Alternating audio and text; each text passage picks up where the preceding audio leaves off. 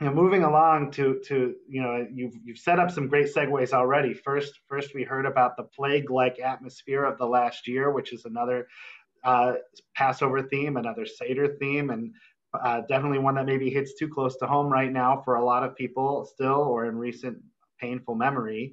And yet that narrative is central to the story of Passover, and in particular in how it pits two leaders, Moses and Pharaoh, against one another who seem to have countervailing styles. Pharaoh, hard-hearted, recalcitrant, unmoving. Moses, more quiet, persistent, and also in his way unwavering, but with this very different style. And Dr. Folt, I'd love for you to kick this off, but for everyone to share and speak together about how you've seen leadership during this type of crisis.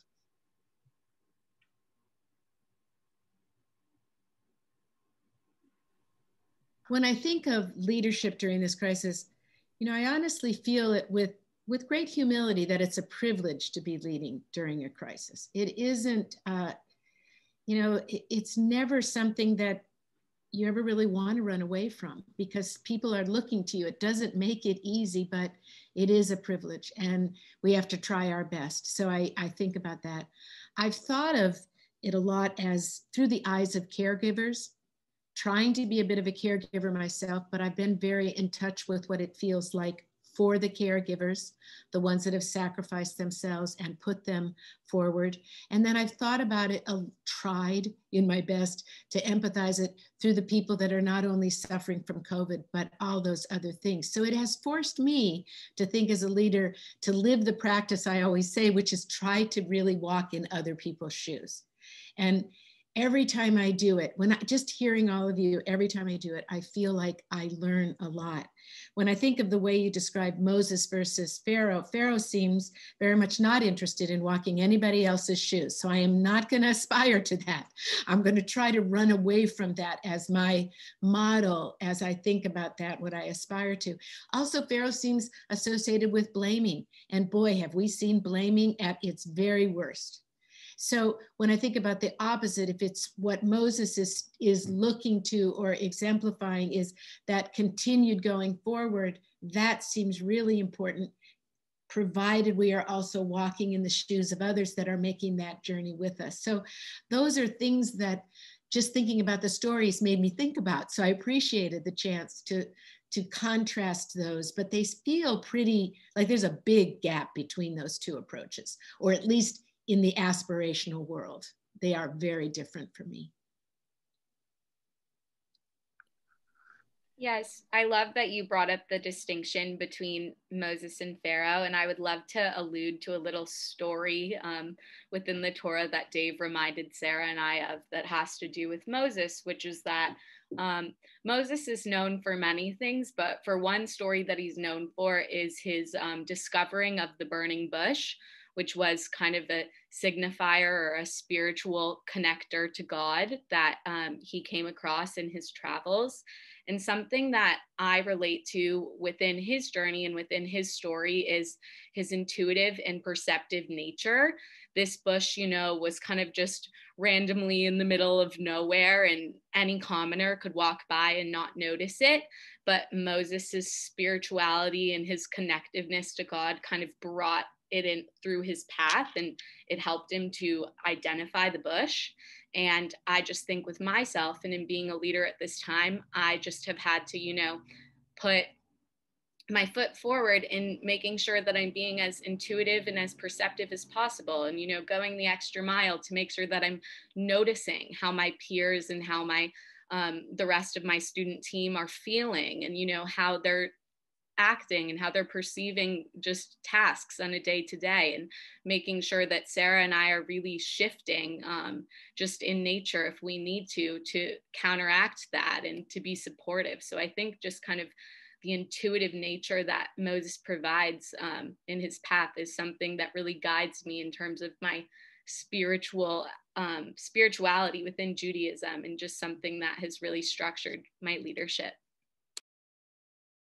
And going off of both of those perspectives, I feel like a common theme is also just being a really good listener. That's so important right now. Being a caregiver, like Dr. Folt was saying, and Nicole with the burning bush example, we have to be really, really good listeners. And especially during the pandemic, everyone has so much on their plate. So just not just like being a good listener with ideas, but like emotional, physical, mental, everything. We just have to be really, really understanding and sensitive leaders, I feel like right now, in order to really make sure people are engaged, adaptable, creative, and just okay in their like physical state.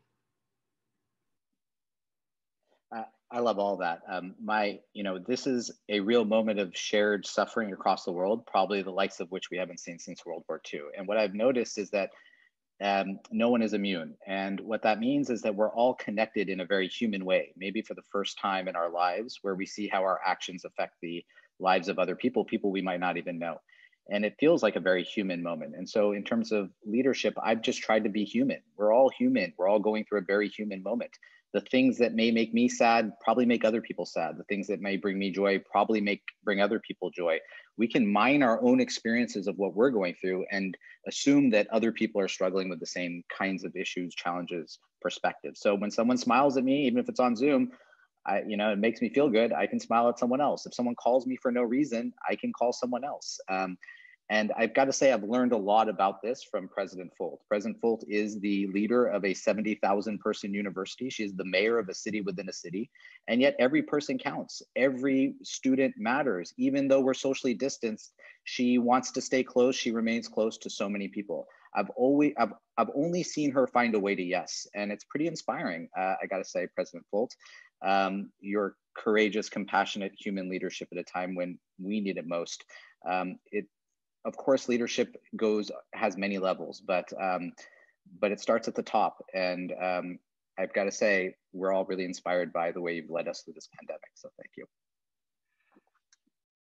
That's really heartening. And I mean, I knew we would be getting special people together for this conversation. I think what we're striving to do is to see ourselves in the inspiring examples of the leaders we're lucky to be around, whether that's people like a university president or an inspiring dean of religious life or two transformational student leaders, or Moses, right? And so it's not hubris to see ourselves in these examples or to aspire for them. And even the through line of the idea, Dr. Folt mentioning running away from Pharaoh as an example, to Moses's burning bush moment, which was the result of him running away from Pharaoh, which I feel like we can't miss that unbelievable parallel, right? We have those choices all the time,